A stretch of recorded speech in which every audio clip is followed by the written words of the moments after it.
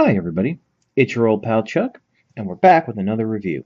Today, we're taking a look at, from the G.I. Joe Retaliation line, Ultimate Roadblock. Ultimate Roadblock is a repaint and remold, well, slight remold, of the Battle Kata Roadblock. As you can see, he features a lighter gray, almost like sandish brown scheme to his pants and shirt, as opposed to the intricate camouflage from the original figure. This is actually more movie accurate. He also features retooled arms that are now a short sleeve and features the tattoos that were visible during the movie that belong to The Rock. I do believe the head is also redone slightly, as it's more closer to the visage of The Rock. Missing from the figure are the oversized holsters to hold the Battle Kata blasters, although the vest is included and still features the pouches for the various Battle Kata accessories. I have decided not to put them on the vest because even though it was shot for the film, the scenes featuring the Battle Kata system were edited out, even though there were a couple scenes that showed Roadblock using the weapon system. He does come with this heavy machine gun that he featured extensively in the first part of the film.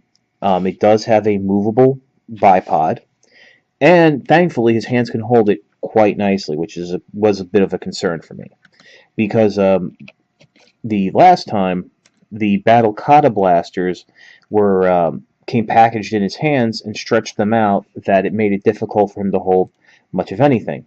He does also feature, instead of the aforementioned giant blasters, this removable pistol, which he did use towards the end of the film in that big fight with Firefly.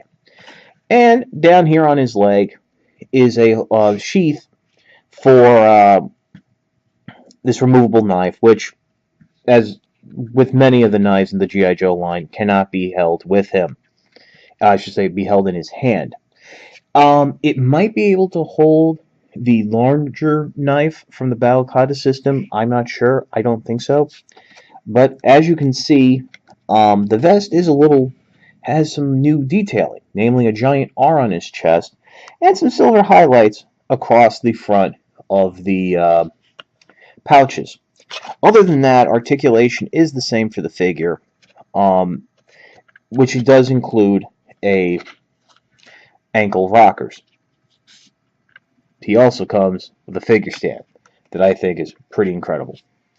Let's take a look at some of his other accessories.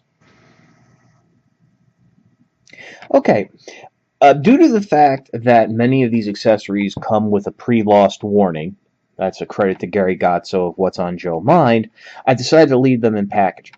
Namely, all the additional Battle Kata instruments.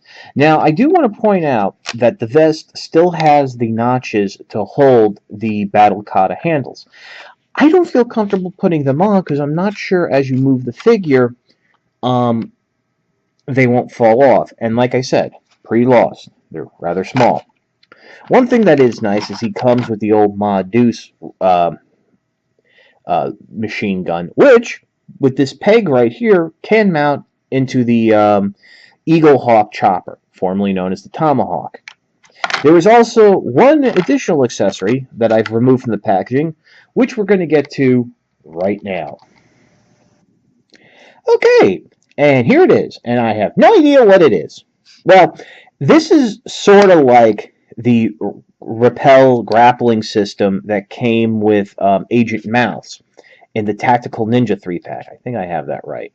But there's an additional part with this flap that moves up and down. Also, instead of being a harness that clips onto the figure, it's this hand grip, which, it all comes together the same way. And there is this raise point right here that I think you can wrap the string around and then clip the handles into the side. But this is a hand grip. And basically the way it works is, at least going off by the picture on the box, since there was no instructions, I did bring Roadblock back in here. And You peg it into the hand, and then you just work it around, and then it should clip onto the arm, just like that. And then you just dangle them off. I'm going to try using my backdrop here, so let's see how it works. Okay, I have Roadblock set up, so there he goes. Now you see him, now you don't. There he is! No, he's not. There he is! No, he's not.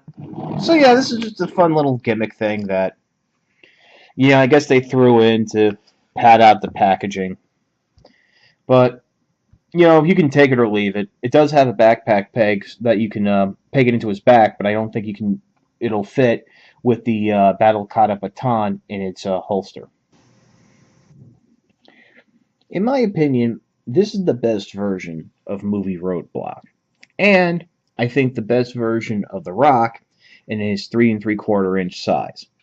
With that said, if you already have the Battle Kata Roadblock figure, I have a very hard time recommending this figure because outside of a few cosmetic details, there's really nothing new here to interest you.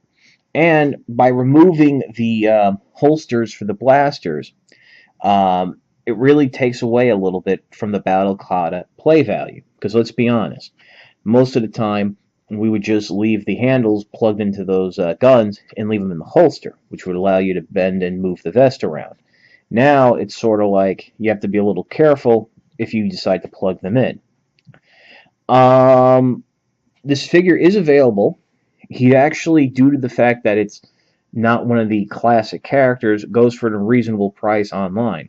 I got mine from Kokomo Toys, sponsor of What's on Joe Mind, and they have an eBay store. Feel free to check them out. Very friendly people, and they have excellent prices. And I really need to stress that. A lot of times they would be marking up, a lot of stores will mark up prices on certain figures, and those folks never really do that.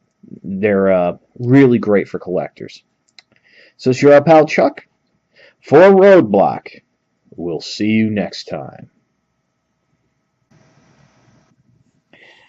I'll tell you, Steve, it feels great to have my old costume back. I really feel like a new figure.